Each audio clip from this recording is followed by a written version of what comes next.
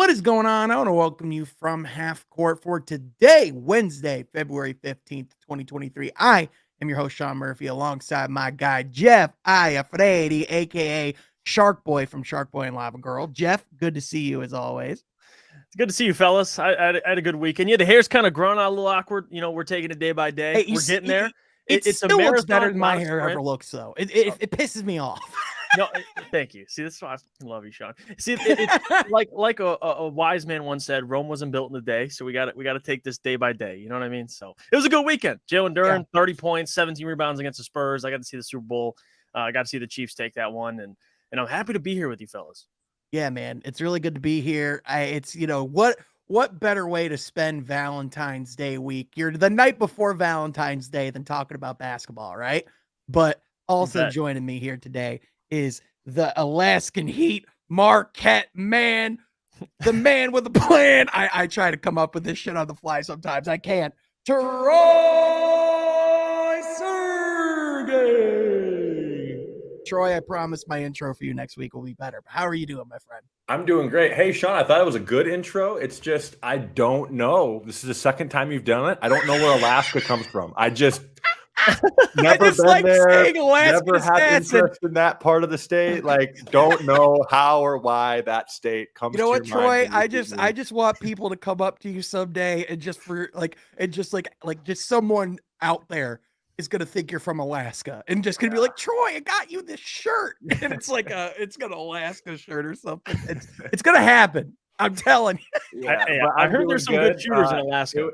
It was fun watching the Wimby Bowl last week with Pistons and Spurs, double overtime win. Good stuff. Lost a close one last night as we're recording to the Raptors, but hey, even our losses are wins this year, boys. So.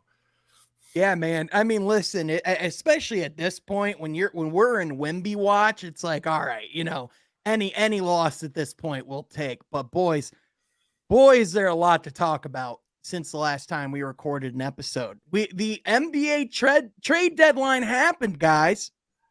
It happened. Kevin Durant is a Phoenix Sun. We have so much to dive into. James Wiseman is a Piston. We're about to get right into that because this is From Half Court. Each and every week we talk all things NBA basketball, especially Detroit Pistons. If you like that, be sure you like this video, subscribe to the channel, and share with your friends as well. But also, be sure you join our From Half Court Discord. If you want to join the community and join in the conversation, you can click the link in the description below. But also be sure you follow my guys on social media. My guy Jeff at Jeff Iafredi on Twitter, and my guy Troy at Troy Sergey 44. And if you're feeling oh so generous, you can follow me as well at Sean Half Court. But with that, guys, let's get right into the trade that everyone was talking about over the weekend. The thing that took over the NBA world. Gary Payton II is back with the Golden State Warriors. Jeff, your reaction? No, I'm kidding. All right. Almost didn't go to Golden State. Almost didn't happen. But James Wiseman is a Detroit Piston. Gary Payton II was sent over from Portland to Golden State in that deal. Boys, we all texted that day, and the first reaction was just why? Like that was literally like my internal monologue that day. But now that we've had a few days to process, now that we've read the reporting, now that we've seen the scouting report on James Wiseman, and now that we've had some time to actually think about why this move would actually happen. Jeff, I'll start with you. What are your thoughts on the James Wiseman trade? Are you upset with what we got in return for Saddiq Bey? And do you think the Pistons will ultimately regret making this trade? So initially I was upset. We went live when we're Pistons, and I was a little emotional because it was very raw. This is hours, if not hour after the trade was announced. And the more I took time to think about it, I stopped looking at it from, I shouldn't say a fan perspective, but someone like us who we cover the team, we talk about the team constantly. And I looked at it as Saddiq, who he is right now compared to what Wiseman is right now. And I think that's what frustrated me because we really don't know what Wiseman is right now. But the more I tried to see it from Troy's perspective, and what I ultimately came to, the conclusion I came to was these two guys are in the same draft. Troy Weaver had, James Wiseman number 1 on his draft board. He obviously loves the talent. And if you think about it, he still has more potential than Saddiq Bey. So if you're looking at it from that perspective, a young player who it didn't work out with his original destination, which I feel like we've talked about this a couple times with different players, Marvin Bagley being one of those as well. I got to wait and see him play. I think that's what I came down to, is I got to see him on the court for this season and see what you have in James Wiseman. And then I can come to probably a more, solidified conclusion rather than just looking at it straight up. Because it was frustrating at first, but if Wiseman turns into, a serviceable player, a pretty good player, and teams are looking at him like, okay, well, this guy has potential, you could probably get more for him than you would have for Saddiq Bey. I think Saddiq, right, who he is, as much as I respect what he brings, to me at least, he's pretty capped out. I think this ceiling's is the higher with James Wiseman. Absolutely, and that's the ultimate conclusion. The ceiling is higher with James. And when you stink, you're allowed to kind of take those chances. Now, when I first saw the trade, I'm like, there has to be at least a little more compensation. And it's not even like we were overrating Saddiq Bey. I never thought Saddiq was, on this tier of you're going to get a first for him. I mean, we talked about it last week. But again, James Wiseman, you're a little, off-put by it. You see James, you're like, well, he was labeled a bust. He suffered injuries. I'm skeptical, but I'm willing to be patient because I think Troy has earned that support. I know people come and quick to crap on Troy Weaver like he hasn't fleeced every general manager he's traded with. So I can't just say, well, Troy this and Troy that. I'm willing to let it play out, but it's hard not to be skeptical. It really is. Well, and I think that's fair to say, because I think, Jeff, when we look at trades, we often look at, and you said exactly where your viewpoint was when you went live with What We're Pistons, what the players are today. What, we're looking at the trade for what it is at face value, what you're getting right now. But these types of trades, for the Warriors, this was really for the now, right? This was so that, they could save $40 million on their luxury tax, even though, and we'll get into some of the shenanigans that the Trailblazers pulled in just a second. But, ultimately for them, it was a salary dump. For the Pistons, kind of a relatively similar thing in the sense that, they did not want to make the investment on Saddiq Bey for what he was going to be owed. And I think the other thing as well is I think we as a fan base and we as a collective, we let's be honest, we all overvalue the players that we have in house. I think, we saw the potential that Saddiq had going into this season. And I think despite his poor play this year, I think we still had value in stock in what he could be. But I think Troy, I think what we've seen over the last few days is kind of a reality check of what Saddiq's value actually is. Because if you look at where he's at right now, reportedly in the Atlanta depth chart, he's the third string. He's towards the bottom of the bench. Right, which is insane because, he was a serviceable starter for us last year, the year before that, as a rookie, and really kind of that sixth man that could have been a starter, but, Dwayne Casey towards the end there chose to bring him off the bench.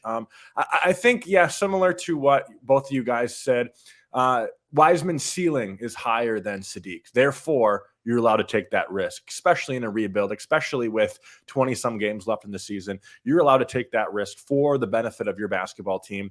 Really, there's not a huge risk with this. I mean, to me, it's not a risky trade. It's not really much of a gamble. It is a gamble in some ways, but the downside isn't massive in the gamble. So I think with Troy Weaver, we've seen this time and time again. I know Pistons fans are frustrated to a degree with, I'm sick of projects. Why is Troy bringing another project to the team? But at the same time, projects always have potential. And with the Golden State Warriors last year and Wiseman, on that roster, obviously injured, and even this past season so far, struggling to even get on the team because of, more so time in the G League.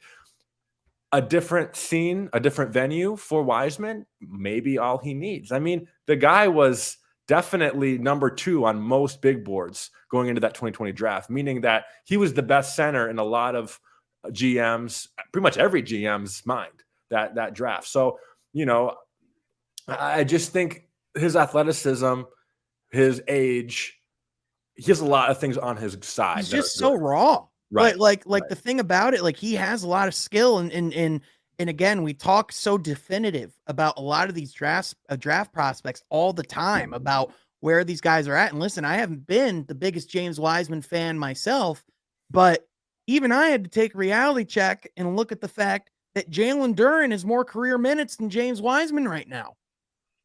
Like that's how little run James Wiseman's been given. Jalen Duren already has played more.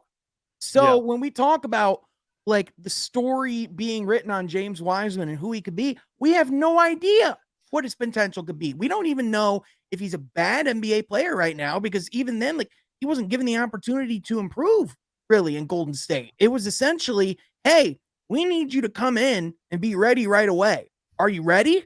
Right. And the answer was no, because almost no 19 or 20-year-old wing prospect. Like the only types of guys that could come into Golden State, go at that pick and fit the mold of what they wanted would have been Evan Mobley and Victor Wembanyama. And that's it. Because like those are the guys that would be equipped to fill that role right away. James Wiseman, he only played 4 or 5 games in college. He's, he came in, was super raw, but like, again, like the other thing as well, the Pistons are an insanely small basketball team. And we talk all the time about, how much we love Jalen Duren and Isaiah Stewart and some of the big men that we have in house, but how bad is our interior defense? I mean, we were like, 27th in the league in blocks, 28th in the league in points allowed in the paint. Like we're one of the worst teams in the league in that area. Like James Wiseman can't make us worse on the defensive end. No. And if you look at it from Sadiq's point of view, let's be real. Bojan squeezed him out of the starting lineup. So the fit for Sadiq was slowly shrinking. And now you're getting Wiseman, who actually fits. Like, I know initially looking at the trade, you're like, I don't know if I love James Wiseman, but like you just said, Sean, he fits a need. Like this team does not have a backup center. You're probably not going to play Nerlens Noel at all down the stretch. At least you have someone behind Duren. Because at first I'm a little off put because I'm like, well, you have Duren. Like this guy, you should be giving him all the minutes. But the more you think about it, you're like, who the hell is backing up Duren? Nobody. Like you have, like you said, you have Isaiah Duren's the best interior defender we have. Now you get Wiseman with a lot of potential. And Sadiq, the fit on the court was already kind of odd as it is. He's coming off the bench. You essentially traded a bench player for another bench player. Like if you think about it. Well, and really, really quickly, Troy, the other thing as well is like, like people are like, oh, well, you want to play 2 big men together, but you look at the Cleveland system and how insanely successful that is. And also if James Wiseman can indeed stretch the floor, that makes that a lot more interesting. And I mean, let's be honest, Jalen Duren over the last week or so has shown that we're merely seeing the breadcrumbs of what he's going to be able to do offensively, because he's already getting compared to Moses Malone as far as his footwork at 19 years old. So like the potential of the ceiling of those two guys is inherently high. Like if it hits, let's be honest, the vision is tantalizing, is it not? And I was just going to say, adding to that, Troy Weaver has made it very clear that if this team is going to succeed moving forward, and kind of the vision of this restoration, rebuild, whatever you want to call it, is going to be on defense. And I guess James Wiseman, as far as a defender, still too young to make a clear-cut case, but with the development under a Dwayne Casey system or whoever will be his replacement in the next year or whatever, I think Wiseman, under the right system, can be a good defender. He has all the intangibles. He wants to succeed. I mean, I have no question about his motor or his drive. I just see this being a good gamble for this organization now, looking at it. At first I was not, because of the potential in that department too. And I think us as NBA fans, it's just the direction of the league, the high scoring volume. We want offense. You got to put the ball in the bucket. It's called basketball for a reason, but you're going to win championships from the defensive end. And Wiseman very much could make this team a better defensive team. Right. And we talked about before the season, I even said when they brought in Bojan Bogdanovic with Sadiq Bey, that was going to be the standard of the consistency that he was going to have to meet each and every night. And we even talked about at the beginning of the year, if Sadiq wasn't going to be able to find that consistency, his job with this team was going to be at risk. And I think we saw, as much potential as Sadiq had as a scorer, And as much as he really wanted to expand his game and work more in isolation, it just wasn't working. And I think Detroit, from all the reporting we heard, want, less is more, less is more, get back to, catch and shoot threes, get back to playing defense. But I think Sadiq wanted to go in a different direction, and I think that's, I think in Atlanta, he's certainly not going to, I don't know how much he's going to be able to spread those wings in that sense, because because DeJounte Murray and Trae Young will have the ball for at least 16 to 17 seconds of the shot clock. I mean, you can guarantee that, right? Right. And real quick too, with James Wiseman, like, look at the situation he came from, like from the Warriors. And I know the role is a lot clearer with the Warriors. It was pretty much, hey, stand in the dunker spot, play defense, catch lobs.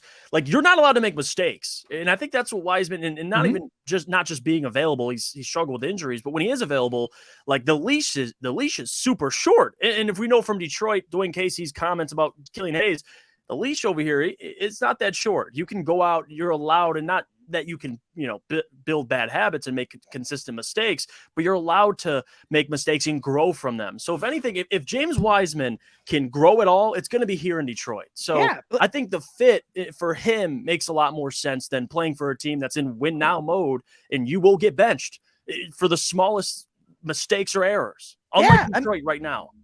Yeah, I mean, for God's sakes, he needs run. He needs to be able to play basketball. And as much as Golden State wanted to create those opportunities for him, I mean, they tried to send him down to, to the G League. That's only going to do so much for a guy, with his potential. And then in addition, when talking about, again, how they're trying to compete, like guys like Kevon Looney and Draymond Green, even though they're smaller, like they fit the role, the specific need that they have in their complex system.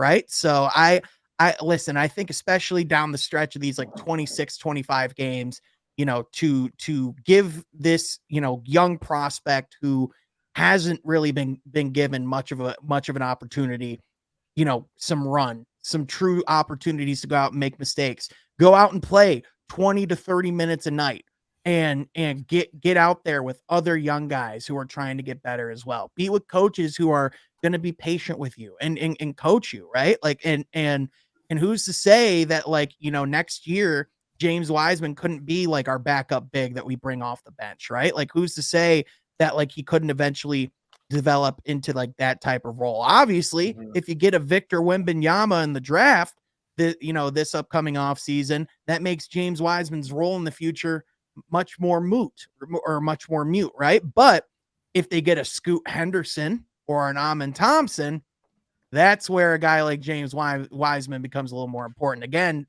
people are like, oh, well, why do you take all these swings? It's the same reason why Orlando took the swing on Bol. The same reason why we took the swing on Bol before he failed his physical and that trade blew up, right? Yeah, but which would have been great. I mean, that would have been Rodney Magruder for Bol. Man, I'm still disappointed about that. Right, 100%. But that's why you take the swing, right? Because you don't know until you try it. And again, people are like, oh, I'm mad that Troy Weaver didn't keep Bol.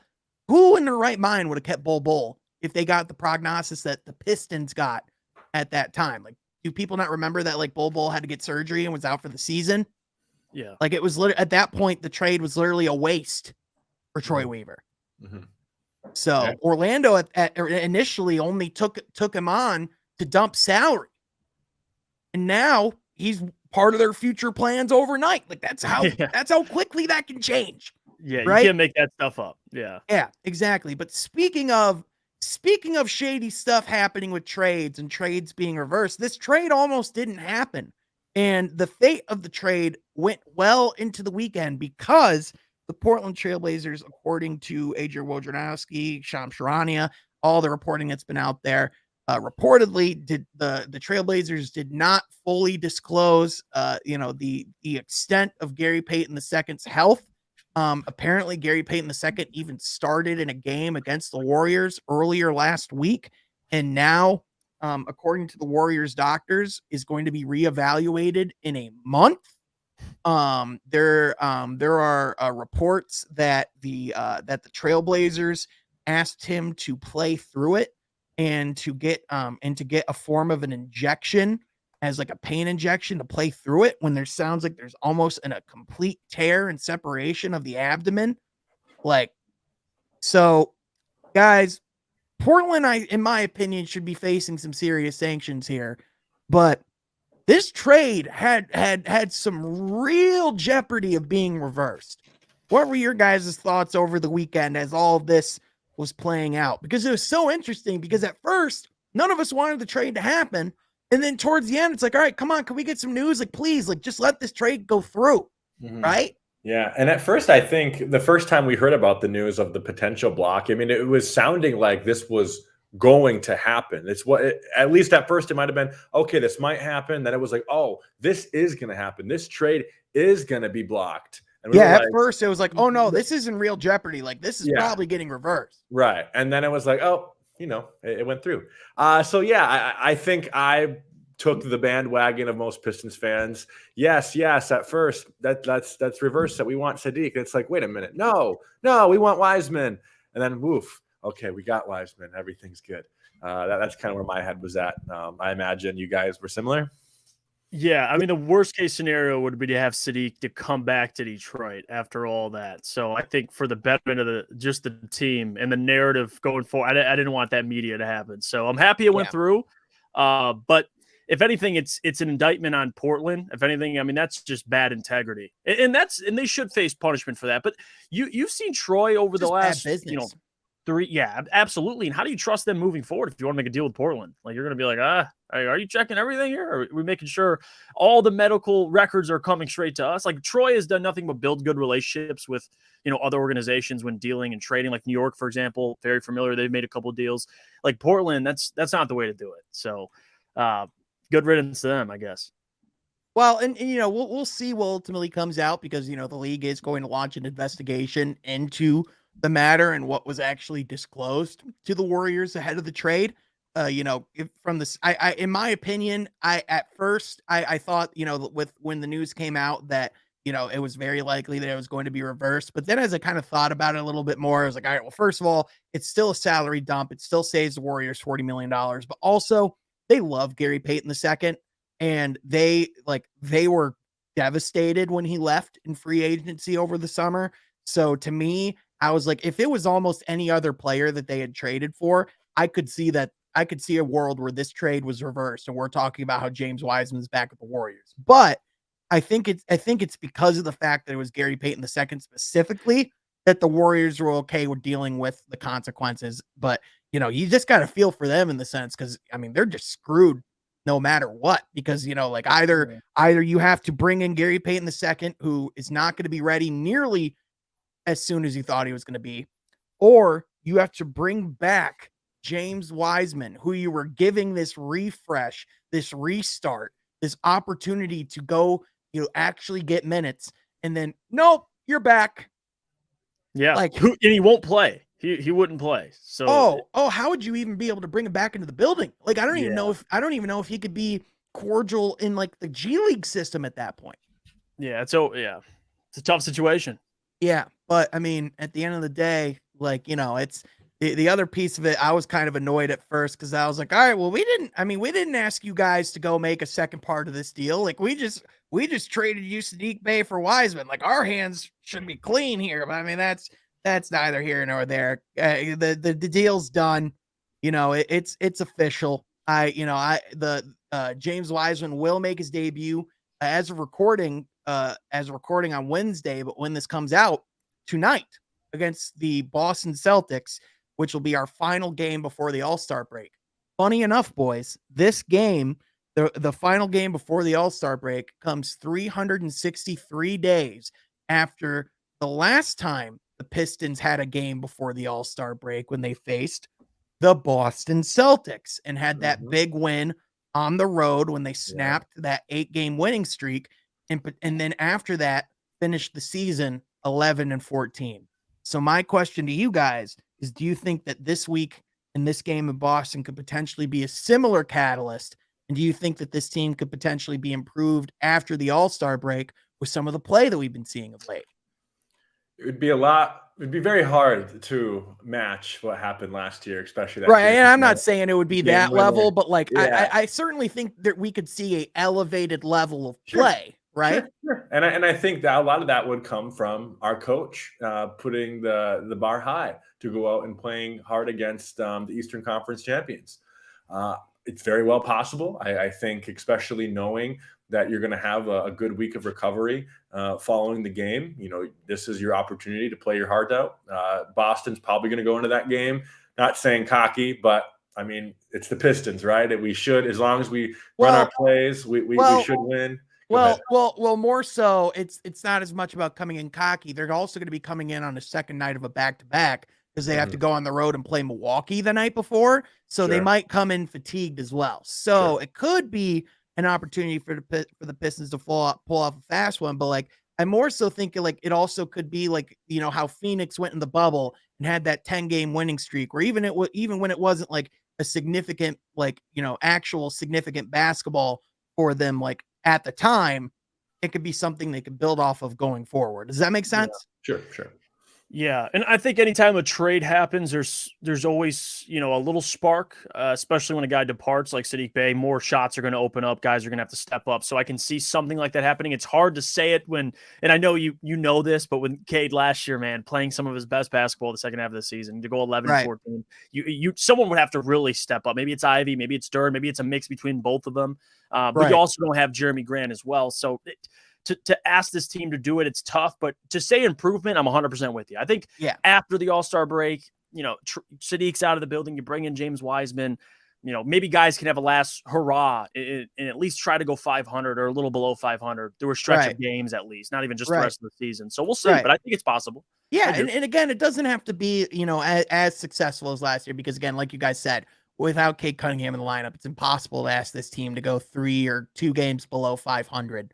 You know, to go down the stretch. However, you know, like you said, like if guys like Jaden Ivey and Jalen Duren can continue to improve and use this final stretch of games to just continue to keep feeding the young guys, because as we've done that, we've only seen success. We've only seen like fruits and promising results, especially with Ivey and Duren in particular. I mean, even though Jalen Duren is the one that is having the more impressive week statistically, because, you know, he was the 4th teenager in the history of the NBA to have a game of 30 plus points and 15 plus rebounds, joining the likes of Moses Malone, LeBron James, and Jalen Duren is now in that list. The 4th player I forgot. It's going to drive me crazy, so I'm going to look it up. But I mean, Jaden Ivey, on the other hand, guys, like, I am blown away with the playmaker that he's developed into this season. Like, he is an amazing passer, like, now. Yeah. And that's what we expected to coming out. I mean, we knew the potential, especially as a defender, as a passer, as a finisher, how athletic he is. But to see him kind of put those things together in his rookie year, I mean, you see guys take leaps in certain areas a year or 2 years later. The fact that Ivey's kind of displaying a lot of different, you know, parts of his skill set is encouraging. And I think it helps not having Cade there. He has all the freedom in the world to try things like this. But I think the biggest thing that's been impressive, and you just hit on it, is the playmaking ability. Because I think we talked with Bryce about this too. He talked about it, underrated passer. I mean, we talked about it as well here on the channel. And then you get to see him in person make plays, playing with more talent, playing with shooting, guys like Bojan that can knock down threes. It's nice because it complements him and his athleticism, man. He's going to penetrate. Guys are going to get open shots. But when guys are knocking down shots and Ivey's getting those assists, man, it's awesome. The game's starting to slow down a little bit for him. I mean, you could tell that as well. Just the more games he plays. Yep. So only teenagers in NBA, ABA history with 30 points and 15 rebounds in a single game. Moses Malone, LeBron James, Paolo Banchero, and Jalen Duren. Yeah. That's elite company. List. That's an awesome list. And I think with Ivey, like, in his position, the point guard position, I mean, you have to pass the ball as well as he is if you're going to be a significant starter. And I would hope, if you're talking to Jaden Ivey, he would hope to be an all-star one day. I mean, I think that's something he should have a goal. But I think in fairness, though, Troy, I think a lot of people viewed Jaden Ivey when he came in as more of an off-ball combo guard. And I think, if anything, with the playmaking and the quality of play that Ivey's shown, like, No, he's a point guard. Like, he's also a point guard. Right. And I think, in my opinion, I think he's building a case for showing why, like, we've talked about how Cade needs the ball in his hands. Well, so does Jaden Ivey. Like, there's like, I think there's a legitimate argument that you can run those, like, both of those guys off ball. And we knew going into the year that his strong suit and his, I guess you could call it point guard identity, would be a score first guard. And then we've seen that throughout the league. But to add this to his game too, as a legit NBA point guard, like you said, Sean, who can pass the ball, who can score the ball. I mean, that's what we need in this league. I mean, I'm not saying he's a guy like, I'm not saying he's going to be as good as Shea, in OKC, but it's the way that Shea scores the ball as far as a score first, but also can pass it to, he runs that offense. And I mean, obviously he's the number one option on the team, and Cade is going to be our number one moving forward. But I just think Shea can show us where the league is going with the point guard position. And I think Ivey has a lot of those intangibles as well. Oh yeah. Yeah. 100%. I think when I look at SGA, I can't help but imagine what Cade's going to do when he's healthy again and when he comes back, just because the similarities in their game in particular, but more so like with Jaden Ivey, the thing that blows me away the most, guys, like as a playmaker, like the biggest difference to me, we saw that he can make like flashy passes and like really impressive, like kick outs on his drives, like earlier in the season. But the thing that he's doing now that's like really impressive is like, he's being insanely patient with the ball, and he's doing a lot of things where he's setting up, opportunities for his teammates. He'll go up and act like he's taking a jump shot and then dish it into an open Jalen Duren. Like, he's creating looks like with his eyes, with his feet, with his, with his plays. And like, that stuff John Morant does like very well. And like the fact that he's doing that and like taking that element of his playmaking and quite frankly, getting so comfortable with it so fast, guys, he's getting to the point where he's having more efficient nights playmaking than Killian Hayes. Yeah.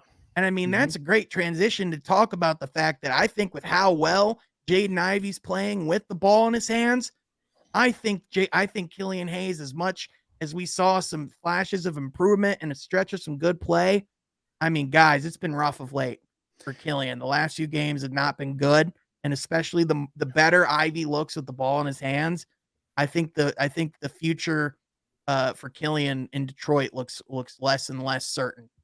Yeah, and that's the problem though with Killian struggling, is if you're going to play off ball, you got to be able to knock down shots, and he's been struggling. So it's a weird, if you're going to, that's why I like personally the Alec Burks, and Ivey backcourt, them starting, and you get Killian off the bench having most control. So I see that fit as a better fit for Ivey. But to speak about Ivey for a second too, about the game slowing down, it seems like he's learning. He knows when to insert himself. Like before, it was almost just, he's got God-gifted speed. He's just kind of going out there and figuring it out. But now he's learning like his own pace. Like, not saying he's completely slowed down, because he's still going to make mistakes, but he's learning when to and when not to, when to get teammates involved and when not. And I think you got to be a threat. I mean, Killian Hayes, as much as I, can appreciate how well he's been playing, Ivey's a threat to opposing defenses in transition, night in and night out, and he's using that to his advantage. Like, if I'm attracting more attention defensively, he's going to get open looks, but as talented as he is as a passer, you're seeing it play out that way. So it's nice to see kind of things get put together for him in his game. Yeah. And he's been sprinkling in the mid-range slowly more and more throughout the season as well. I've been asking for it. I'm so happy he's doing it. Yeah, 100%. Like, he's a lost art in this league.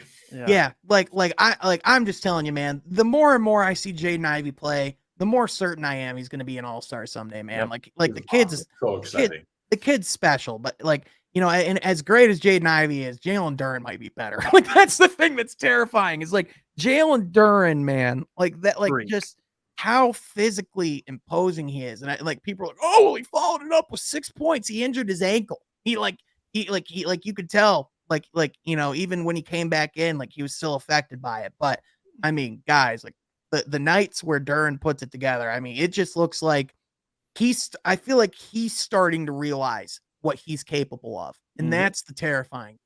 Yeah, he talked about that. It's funny you say that. He said after the Spurs game, he's like, I feel like nobody could stop me out there. Yeah. And when if he's going into games with that type of mentality, because we know the arsenal Duren has, and this is what I can appreciate as opposed to Drummond. Got some respect for Drummond, but it didn't seem like Drummond ever really didn't figure out how to play into his strengths. Like, Duren has excelled at that already. He's kind of, just played to his strengths, and we know he has more to unlock and more, things to show, but he doesn't really go outside of his realm. So for him to do what he did against the Spurs and score in so many different ways, man, the confidence once that starts stringing along, and he's doing this more and more, and it looks good, and he's efficient with it. Right, he is a bad man. Well, and again, guys, like people are like, oh, well, why did we make the trade for Wiseman? We have Jalen Duren. Well, guys, if Wiseman does indeed hit, I mean, you talk about the physical imposing presence that would be Wiseman and Duren. Yeah. And then you talk about if Wiseman actually hits, and then you go get Victor Wembanyama over the summer. And then you talk about the possibility of a Cade Cunningham, Jaden Ivey, Victor Wembanyama, James Wiseman, Jalen Duren starting 5. That's legitimately possible. And you forgot about the good player we're going to sign in free agency, whoever that guy is, right? Yeah. Trees. Like, guys, like I'm just like the thing, like if I'm like every time I'm watching, like the only time I ever think about Victor Wembanyama, or the only time I ever allow myself to think about Victor Wembanyama, is whenever I see Jalen Duren go off and I go, there's a legitimate chance that Jalen Duren and Victor Wembanyama can be teammates. Like, if that happens, the league is that's just what it is. And it's our team running the show, Sean. Our team. Mm-hmm. That would be an, you got the best 3, 4, and 5 lineup I've seen in recent years. Lauri Markkanen, Mobley, and Jared Allen. That ain't nothing compared to if James Wiseman hits and you have Victor, James Wiseman, and Duren. That's what I'm saying, man. You that start looking at the vision, like that's just the Giants. You know what I mean? Yeah. Like, oh my gosh. But and don't even compare that to a Greg Monroe, Josh Smith, and Andre Drummond. Well, that's that's the thing. I actually talked about that in the video like earlier today. Like, it's not. Like, I don't think this, like, even Wiseman and Duren, like, it's not the same as that, because Wiseman does have, like, the flashes of the ability to handle the ball. He's shown the flashes of his playmaking, and also he's shown the flashes of being able to, like, stretch the court and stretch the floor, right? And with Duren as well, like, how much of a rim runner he is, and his athleticism, like with Monroe and Drummond, like, Monroe is a sloth. Yeah, there's no skill set. Yeah, and Drummond just could only live in the block. So like this is inherently already different than that. Like, I'm not saying they're better, but like, it's certainly like it's way more tantalizing than whatever the hell, they were trying with Greg Monroe and Andre. That's for sure. But I mean, guys, the ultimate thing, and I think a lot of people wanted the Pistons to just do a lot. Like, they just wanted some significant changes to come at the deadline.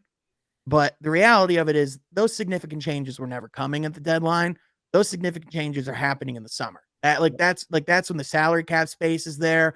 That's when players are available in free agency. That's when trades are a lot more wide open. The reality of it is Kevin Durant moving in the trade deadline is a anomaly. That doesn't happen.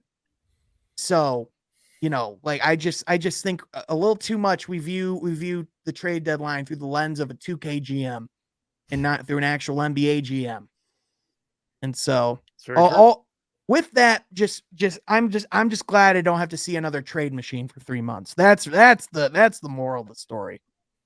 But guys, it's coming. It's coming.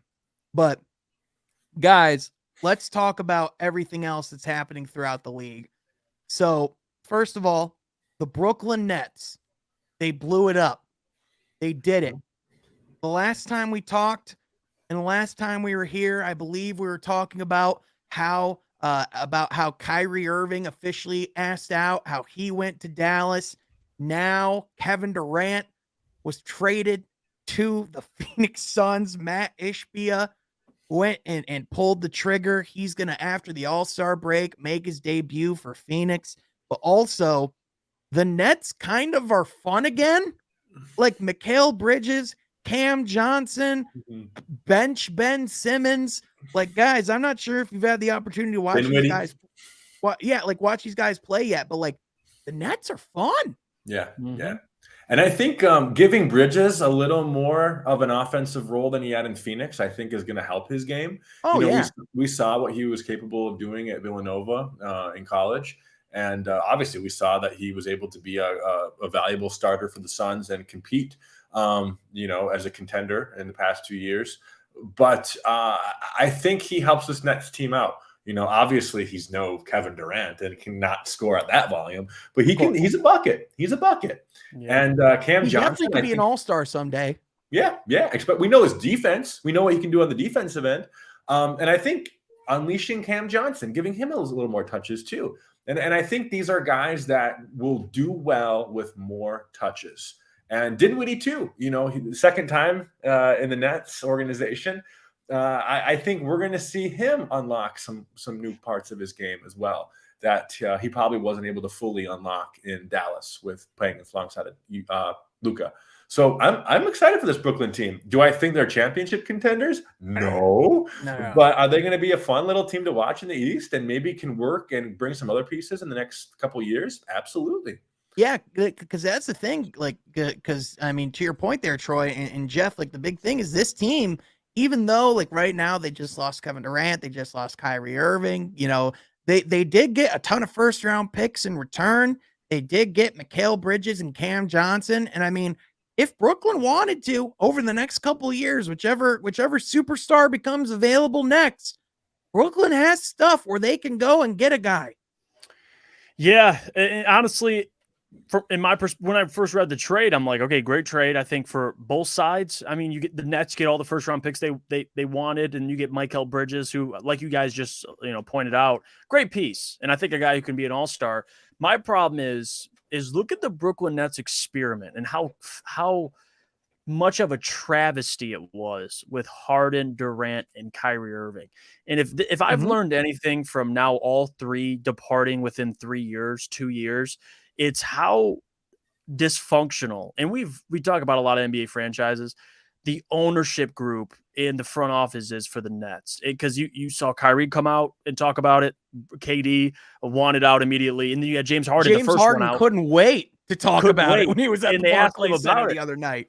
Yes, they asked him about it, and he's like, I was the first one out, so clearly something was wrong. And so, again, a lot of issues, but still, if we're looking on the basketball court, not organizationally, I like what Brooklyn has. It's a fun team. It reminds me a little of when D'Lo was on the Nets. It's like a team that you think can't really do anything, but they're exciting. And I think the D'Lo for the Nets now is Mikal Bridges. And I like some of the pieces they got. Cam Thomas, Cam Johnson, Ben Simmons, which that's why I love Jack Vaughn, because he's no BS kind of guy. Like, all right, get on the bench, dude.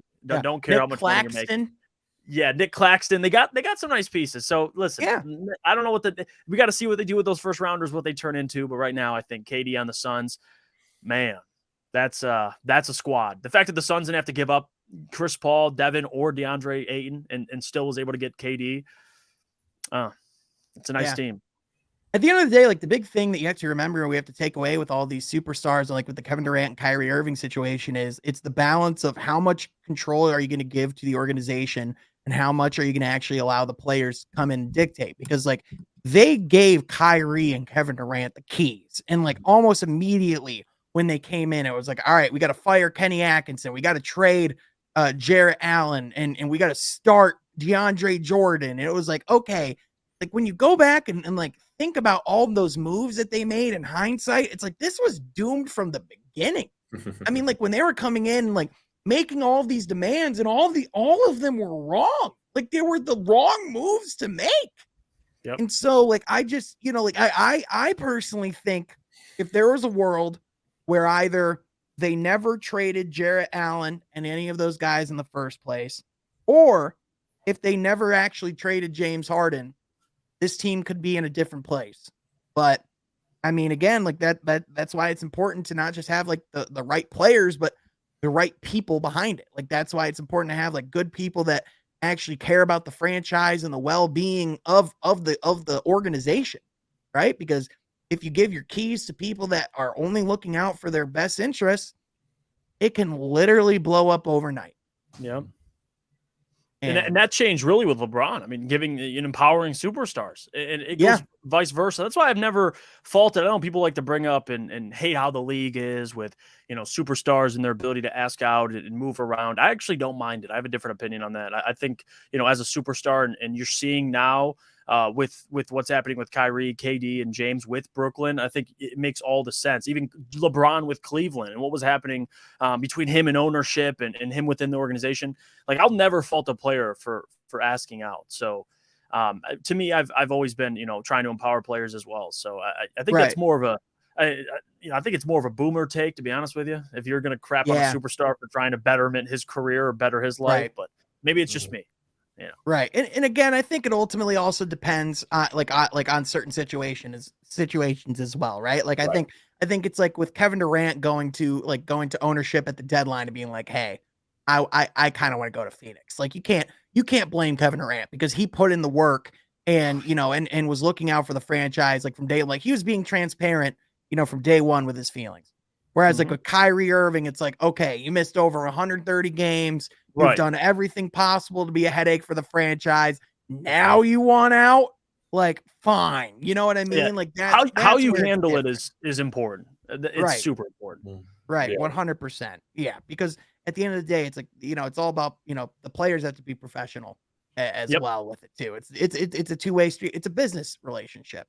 But speaking of business relationships, the Los Angeles Lakers seem to be having a better relationship with LeBron James and a better relationship and vibe overall in that locker room, guys. I mean, ding dong, the witch is dead. Russell Westbrook is out of the building. And in return, they got Malik Beasley, Jarrett Vanderbilt, D'Angelo Russell. They got some guys that can actually help them play. And guys, I mean, the Lakers, I don't want to overreact, but they sure as hell look better. Yeah, right.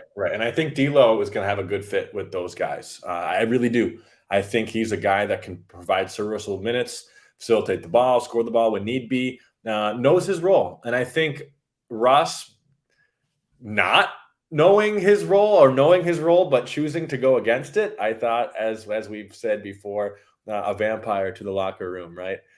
So I think this is a healthier fit for the organization. And I think it gives a little more freedom to LeBron James and Anthony Davis on the offensive end as well, which is good. Hopefully AD can stay healthy down the stretch. I know I'll have to see it to believe it, but they're in a better shoes than they were 2 weeks ago. Oh yeah, 100%. Yeah, and I thought also it's funny because when the trade first got announced, I'm thinking, wow, the Lakers are doing pretty good for themselves at the deadline. And LeBron's sitting over there like, okay, Lakers got better. We're making moves. And then boom, KD to the Suns.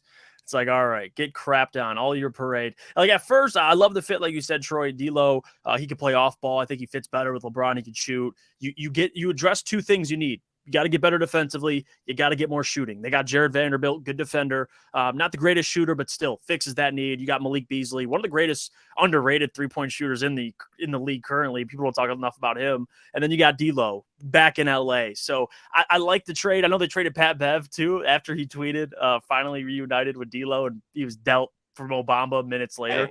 How unfortunate for him. But they got Mo Bamba. They got shooting. They got better defensively. Rob Pelinka. Very rarely do I do this, but you get a little bit of round of applause. Okay. Yeah. You got rid of Westbrook and you got a lot of guys into the Lakers that can contribute right away. Granted, I think they should have made this trade 6 months ago. Absolutely. And the fact that they went into this season and said, no, we can still make this Russell Westbrook thing work. Like if you were going to give away one of those first round picks, right? Like if that was your plan all along, is that at some point you were going to trade that away for the right package? Like, why did you wait until your season was essentially in shambles? And when you're at the point where now, like, you need everything to go right in order for your team to make the play, because here's the thing now, because even though this team's better, like they said that their goal is to go 20-10 to finish the season, reportedly. That's the Lakers' goal. But when you look at this roster, like when you look at this team, it's like, yeah, this team's a lot younger than it was last year. This team's a lot more athletic. There's a lot more potential. But all we're hearing is LeBron's going to have a lingering foot issue going down the stretch. Anthony Davis, I mean, like it's almost like you're waiting for the next injury. It's not about like it's not if he's going to get injured. It's like, when is it going to happen? Yep. It's Data Davis, street clothes. You call him whatever you want. Love AD. I find myself defending AD more than not because I think people forget how good he is, how great he is when healthy. But that's the whole point right there, when he's healthy. So I think the season rides on him. I mean, you don't have LeBron for, I don't think it'll be an extended period of time, but any amount of time, you need AD to go back to what he was doing weeks ago before you saw upset AD at against the Thunder when LeBron broke the record. We need AD locked in and healthy for this team to do anything, even before LeBron gets back. Yeah, for sure. And, I'm interested to see what their plan's going to be going forward because, they're going to have a decision to make now on D'Angelo Russell in the off season. If they sign him to an extension, it feels like they're going to be in the Russell Westbrook situation all over again if they give him the bag. Get Kyrie. Yeah, that's the thing. It's when the Lakers' best option is to go get Kyrie Irving, that's the state of your franchise right there, ladies and gentlemen. I mean, that's all you need to hear. One last thing I wanted to throw in here before I went to another segment. This might seem like a rather small thing in the grand scheme of things, but this caught my eye and I thought this was pretty interesting. Bones Highland, he was traded to the Los Angeles Clippers, and it was pretty known that there was some that like animosity, in the organization after Bones, after the reports came out that, that they were shopping him. It became pretty apparent that he needed to get out. And ever since he's gotten to the Clippers, he's been pretty vocal about, about his time in Denver and how excited he is to be in LA. And he was asked about playing with Jokic and Jamal Murray and now playing with Kawhi and Paul George. And he said, it was a great experience playing with Joker. Two guys over here who are phenomenal talents. And over there's one guy with phenomenal talent as well. Well, there's a pretty glaring omission in there, guys. There's one guy in Denver with phenomenal talent. So my question is, when you saw this, what were your thoughts? And what do you think of the Bones Highland experiment with the Clippers? Do you think it's a good move? Do you think low-key be a good trade? What are you guys' opinions? Go ahead, Jeff. Well, I don't know. You get rid of Reggie Jackson. You bring in Bones Highland. You bring in more scoring, probably more potential with that. I mean, he's a young player, still had a lot of room to grow. You get rid of John Wall. His role gets elevated a little bit. I don't know what to think of it. I don't really watch a ton of Bones Highland. I know he's been a spark for Denver for a while, but I mean, Reggie Jackson was kind of that spark. So I don't know if it was a change of scenery. I'm interested to see it, but the fact that he said that, clearly there was an upset, some, unhappiness with his role in Denver playing behind Jamal. And that's, again, I'm not going to knock a guy for his confidence. I mean, you're playing behind Jamal. You might feel like you're more talented than Jamal, but the fact of the matter is, dude, Jamal Murray's that's an all-star player. Yeah. So, and on the Clippers not as good as Jamal. Right. On the Clippers perspective, I guess I kind of wanted to see them ride it out in-house. And I know they didn't really change up too much, but like a Reggie Jackson, we know what he could do in Detroit when he was on. I think with the role he had in the Clippers, in my opinion, was perfect for him. And I would have liked to have seen even Luke Kennard, former Piston as well. I would have liked to see what that team last week could have done, all kept together. I really didn't think they needed to go and get Bones Highland. But it's really interesting because, yes, Jamal Murray, I mean, I would call him a great player, but I guess. Right. I don't know. Yeah, right. I think unhappy with the roles would probably be the only thing I can think of for that statement to be said. Right. I don't think the Clippers needed to go get Bones Highland. There's not a team in the league that needed to go get Bones Highland. But I think for the Clippers, at the very least, it's an interesting long-term play. It's an interesting insurance policy. And I mean, you talk about, what we've seen from Bones Highland. Like, he's had some stretches of good shooting. He's had some stretches where he's shown he can be like a microwave as a scorer. Yeah. And so, I think if he could develop into the next Lou Will for the Clippers, or even a Jamal Crawford type player where he's this spark plug scoring guy off the bench, but also he even said I felt like I never had the opportunity to showcase my playmaking ability and be able to play that point guard role a lot and show that I'm just more than just a scorer. I'm actually a point guard and I offer that at a high level. So I mean, if he's indeed about going out and showing that, I'm not saying Bones Highland's going to be this star, but I mean, he's with Ty Lue. He's with the Clippers, Paul George, Kawhi Leonard. I mean, outside of Denver, that's a pretty damn good spot to be in. So that's a situation now. I'm just going to be really interested in seeing how that develops.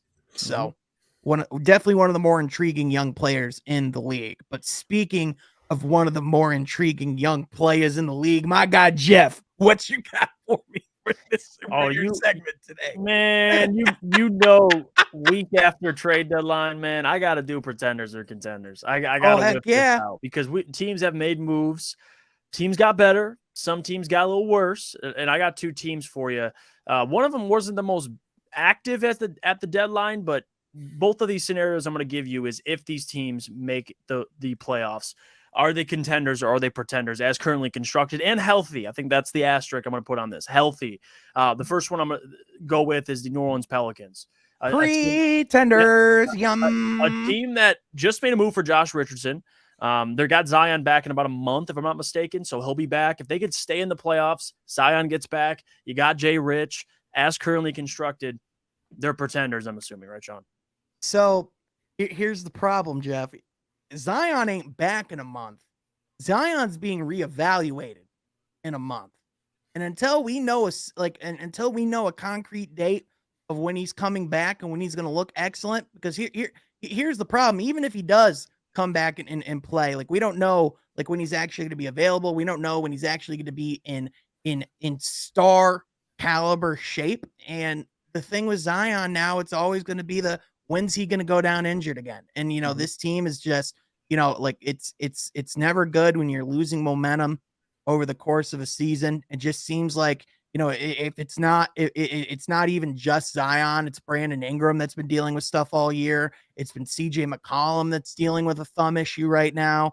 Like, it's just to me, like, I expected a lot of that team and I was really excited with the early returns that we saw, but I mean, man, it just feels like the momentum in that ship has just been completely sideswept, at least for the time being. Yeah, I'm going to have to say pretenders as well. I just look at the West too. And I know we've said many times it's wide open, but there's also teams that have a clear advantage, right? We talk about a team like Denver, now Phoenix, obviously. That door closed quite a bit over the last week. Right. That's where I'm getting at. Even a team like Dallas, I would have at a higher potential than the Pelicans. So I just think, that door, as far as being as wide open as it was 2 weeks ago, is closing. And certainly, I don't think the Pelicans have walked through that door because of obvious things. And I think if they are going to be a contender, you need a 100%, not even a 90%, you need a 100% Zion Williamson. And the fact that, like Sean said, reevaluated in a month just doesn't show me. But guys, Ingram, I'm really impressed with him. I've always loved Ingram. When he's healthy, he's awesome. But but that's the exact thing. It's almost kind of a similar thing sometimes with Zion, not to the similar extent, because I think the last couple of years, Brandon Ingram's been pretty durable, but that's going to be the problem is, can he be available? Because this is a team that we're talking about being contenders a couple months ago. Now they're going to be in the play-in game. So it's just a bummer. Yeah. Well, in the play-in game for a team that hasn't had the, length of time you'd prefer to gel and have team chemistry. So they're lacking that. Even if Zion gets back, to have Ingram, he's been out, he's back, Zion's out, he'll be back. Like, sorry, Jeff. Maybe perhaps maybe they course corrected to where they actually are, right? Like maybe the beginning of the season was maybe maybe that was a little too successful, right? Right. No, 100%. So I don't think the Pelicans' time is right now, but I still like the roster. The next team I'm going to bring up, a team that we just finished talking about, this team just has to get in the playoffs. But the question I'm going to ask you is, given they make the playoffs, either from the play-in tournament or as an actual seed, if healthy, are the Lakers contenders or pretenders? Troy? I just don't think they are contenders. I love the roster. I love how they're improving. But listen, you say in a world where they're all healthy, but I don't see that world as a reality. I see that as more of a fairy tale world.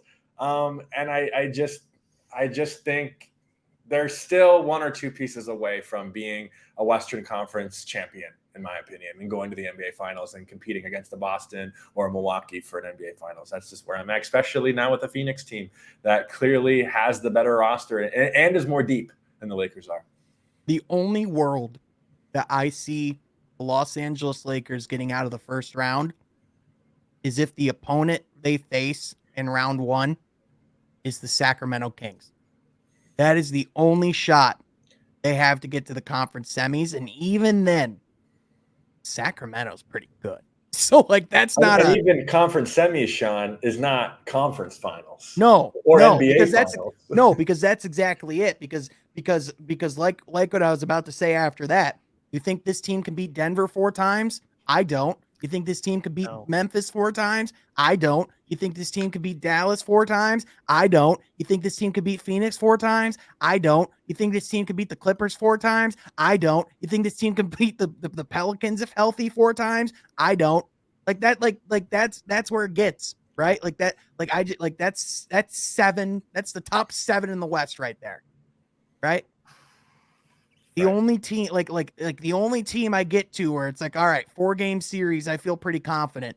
The Minnesota Timberwolves. Yeah, right. But the problem is they're the 8th seed, and there's not a world that they're playing them in the playoffs. They're playing them in the play-in, and that's if they get there, because they still have to overcome the Thunder, who beat them on the night that LeBron broke the scoring record.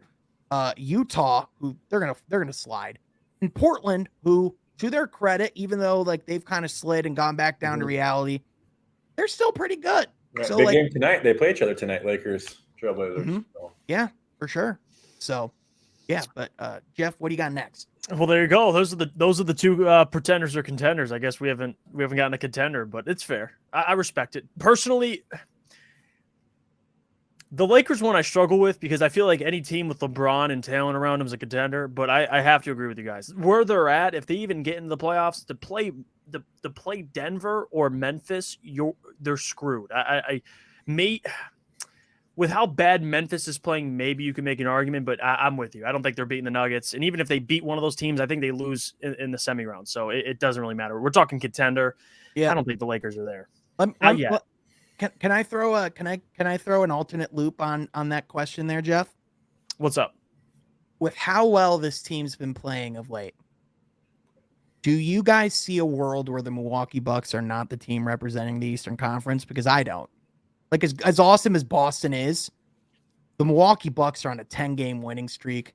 Sure. Giannis Antetokounmpo showing that he can drop 50 on any given night. Yeah. They went and added Jay Crowder over the trade deadline, and if he's healthy and available, we've seen how valuable he can be on the defensive end, as well as he can even hit some clutch shots. But, I mean, guys, when healthy, we still haven't seen this Milwaukee Bucks team be dethroned in the playoffs. And, I mean, guys, like, it just – I know we talk about how great Giannis is all the time, but it feels like he's going to another level. Mm-hmm. Yeah, I mean, I still am not going to throw 100% chance Milwaukee is the Eastern Conference champions, but right. To say I would pick them over Boston at this point. But I see that series going 6 or 7 games. If I had to bet if you had to bet your life savings on a series between those 2 teams, who are you taking? Milwaukee. Take the best player. Yeah. Roll with Milwaukee, dude. And we haven't seen Boston beat a healthy Milwaukee team yet. So there's that too. When this team was last healthy, they made the NBA Finals. So, I mean, yeah, right. Rightfully so. They deserve to be the favorite. And I mean, don't get me wrong. Jason Tatum and Jalen Brown are both top 10 players in the world. I mean, they're exceptional. The Boston Celtics, their roster is impeccable from top to bottom. But, I mean, we even saw in the Super Bowl what it means to have the best player in a sport and just how much he can elevate your team. It doesn't matter how much talent you have around, like how deep your roster can be. A guy like that, just an athletic freak of nature, can just take you over the top like that. And like, Giannis, I think, I think over the next few years, I don't know if he's going to have a run just like LeBron did, when he was ruling the Eastern Conference. I think he can sure as hell have a close one. So yeah, he's the only player I think, there's a couple that you could pull up, young players. And I guess Giannis isn't really young anymore. He's getting older. Well, but he's 27, 28. He's which, still got time. Yeah, which is crazy to think about. But matching LeBron's, not all his accolades, but some of those early accolades, like multiple Defensive Player of the Years, MVPs, winning a championship. Like Giannis is the best player on the planet, and he's getting better, which is like even more terrifying. Right. Like he's the type of guy where he's always working on his game. He's yeah. always developing his craft. Like I don't know if he'll ever be a great jump shooter, but like that like even like down the stretch of his career, even when he loses some of his speed, he's still gonna have that strength and explosiveness to still be a problem and a pest down in the paint. This guy is going to be a problem for years to come. There's no scenario in a 48-minute game, first quarter, second quarter, third quarter, fourth quarter, where you can say to yourself, we don't have to worry about Giannis on this play. We're good. Don't have to worry about Giannis. Like he's going to score on you. He's going to dunk on you. He's going to jab step in the post and score a little fadey on you. Like, he's going to score on you. Right. And we talk all the time about the durability of LeBron James. I mean, listen to this game log for Giannis throughout his career. 77 games, 81 games, 80, 75, 72, 63, 61 in the COVID season, which was cut short for obvious reasons. Last year, 67 games. This year, 45, and he started in all of them. Like he plays 33 minutes a night, puts up 32 points a game. I mean, this guy often doesn't have to play in the fourth quarter because by the time it comes around, the game isn't even a conversation anymore. Right, which is gonna be valuable in playoff time because your first, second round, if they can win series in sweeps or 5 games, that's gonna help him in the conference finals and the finals if he makes it, because obviously less miles on his legs. Right, and I mean, let's be real, guys. The Eastern Conference is not as good as it was a week ago. I mean, as good as the talent is going to be, like, coming up, as awesome as Orlando is going to be in a couple of years, as good as Cleveland is going to be in the coming years, like, you don't have Kevin Durant looming over the conference anymore. Sure. You know what I mean? Yep. So that's just my little take there. But Jeff, did you have any other contenders, or did I just completely side rail that? No, that's a great one. No, you wrapped it up. You wrapped it up. Okay, perfect. I just had to throw that out there because, man, it's just been in the back of my mind, like, especially like watching, like the dominance, like even like, I know this is football, but like how great the Kansas City Chiefs were last night. It's kind of like that, that looming presence, that team that's been great for years, and we just forget about their greatness and almost take it for granted. I feel like we kind of do a similar thing with the Milwaukee Bucks. Like, it's kind of boring how dominant they are, but like they've just shown when they're healthy, like no one's been able to beat them yet. So, and they've only won 1 chip. So right, that's the thing. Continue, it's like, yeah, and that's the thing, man. It's like it just feels like in some ways it feels like they're just getting started. But Troy, just like we're just getting started, this podcast episode is getting finished, and there's no way we can end this episode than doing a segment of From Mount Rushmore. Bloody hell, my transitions will be better next week, guys. I promise. But Troy, what you got for us this week? Well, before we get to that, I want to give a 20-second story that I bet majority of our audience doesn't know about our host, Sean Murphy. In college, Sean hosted an annual comedy event at our college. He was the host of it. Whose line is it? Yeah, very funny. Sean was an amazing comedian that night every year. So we're going to go that night. Every other night, I'm dog shit. We're going to go that direction tonight. Mount Rushmore, funniest moments in NBA history. This will be a fun one tonight. Because, I mean, and one rule, we define funny. Funny could be a coach yelling at a player. Funny could be a Malice at the Palace. No, we're not going that direction.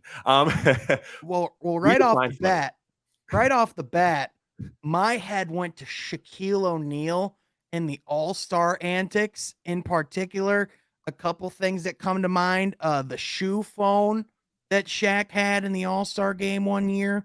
The year that he joined the dancing group, during his All-Star introduction. Yeah. To me, when I think of some of the funniest moments in NBA history, I just think of Shaquille O'Neal in the All-Star Weekend because that's just peak content, peak television.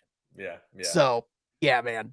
I'm going to go with, I think it was opening night, 13, 14 years ago in San Antonio. It was Halloween night, and a bat flew into the stadium, and Manu Ginobili smacked it and killed the bat right before the game started. I mean, Halloween. Oh, it was in the middle of the game, Troy. It was literally in the middle of the game. Manu Ginobili, like the bat just flies by, and he has a perfect uppercut. Open palm smacked a bat. Kills the bat, or at least stuns the bat. On Halloween night, which makes it even more funny. Jeff, did you ever see this? Yes. Okay. Yes, I've seen Manu he using his foreign superpowers. Yes. Oh my gosh. Yeah, that's one of the better episodes. I forgot about that one. That's Troy, when you asked this question, my mind immediately went to Allen, the answer Iverson. Okay. And missing practice. Oh my goodness. Having to speak to the media, them bringing it up to him. And the first thing he said was, "We talking about practice." We're talking about at that point, I think he missed one practice in his career. Let's see this real quick. I want to see him swap this bat. There's the bat flying around, and then it's flying all of a sudden. You got the mascot out there, Batman. What? Jesus. Yep. And boom! Boom! He said, "Get that out of here." He gave it to the usher. That is the most badass thing I've ever seen. To the usher. That's definitely up there. Oh my gosh. I'm sorry, Jeff. No, and honestly, and to which the funniest thing ever, obviously everyone knows the clip, but him bringing up in that same press conference and asking the reporters, quote, "How the hell can I make my teammates better by practicing?" And all of this was in Philly when he's wearing a Boston's Red Sox hat at the time, by the way, just to piss off the media even more. That's where my mind goes to one of them all-time iconic, not even just moments, but phrases. Yeah. We talking about practice. Right. I would like to add a submission that actually happened last week. Okay. So I'm going to give a little backstory to this. So about a month ago, John Wall went on a podcast and discussed his experience as a member of the Houston Rockets. He called it, quote, trash, beyond trash, and spent the entire time berating and trashing the organization. Well, little did John Wall know that a month later on deadline day, John Wall was traded from the Los Angeles Clippers to the Houston Rockets, where he was ultimately waived like within hours. Like this guy who just went out and talked about how horrible it was to be a Houston Rocket just had to be traded back to the Rockets. Yeah. Effectively to be cut. Like, what a middle finger to John Wall, man. Oh my gosh. Big time. And I like John Wall, but yeah, that is pretty funny. Can I throw an honorable mention up there as well? Oh, absolutely. Ja Morant. You know exactly what with the ref. We got the West. We can handle it. I think it was Malika. Was it Malika Andrews? Yep. Who asked him that question? Who are you ultimately? Whatever. Asking the question about who do you have your sights on? Like, who are you focused on? The Boston Celtics. No one from the West. No, we got the West. Since that moment, check the record. All-time favorite moments, at least this season, man. Love it. Yeah, and then he get ejected too earlier this year where there was a bad call that the ref made, and he asked the ref how much he has on FanDuel. Yeah, man. I feel like the Memphis Grizzlies are just getting their piece of humble pie over this stretch. They're 3-7 in their last 10. Ever since he said that he's got the West, Kevin Durant was traded for. Kyrie Irving joined the conference. The Lakers got deeper. They don't got nothing, with all due respect, especially because the Denver Nuggets are very much still at the top of the conference too. Mm-hmm. One last honorable mention, unless you guys have one more as well. Dennis Rodman taking a little break, 48-hour break to go to Vegas. I mean, that's pretty funny. Exposed just on that Last episode Dance. of The Last Dance. Yeah. Just Dennis Rodman in The Last Dance deserves to be its own like moment on Mount Rushmore. Like just everything in that documentary about Dennis Rodman was just immaculate television. Yeah, he's built for it. Oh yeah. That got me through COVID. was Dennis Rodman's antics in the 90s. Him and Michelle McCool. Yeah. Oh my gosh. Well, guys, this is a really fun episode. I'm really excited to see how things develop over the coming weeks. I'm super pumped for All-Star break. And this time next week, we'll be able to talk about the All-Star game, everything that's going to be happening. But also, I feel like this would be a really good time to do like a tier list and look at where the league's at, look at the tier list we did before the season, do one now and pick where our contenders are at. I think that'd be a good thing to do. And also, I'm thinking over the next couple of weeks, we're going to be joined by a prominent Pistons beat writer as well to be tuned in for that. But also, be sure you're following my guys over on social media at Jeff Iafrady. Check out him on the Morning Woodward Show Monday through Fridays from 8 to 10. And my boy Troy Sergey at Troy Sergey 44. But with that, folks, that's going to do it for today. Thank you so much for listening. And be sure you're subscribed to From Half Court. We'll catch you guys next time.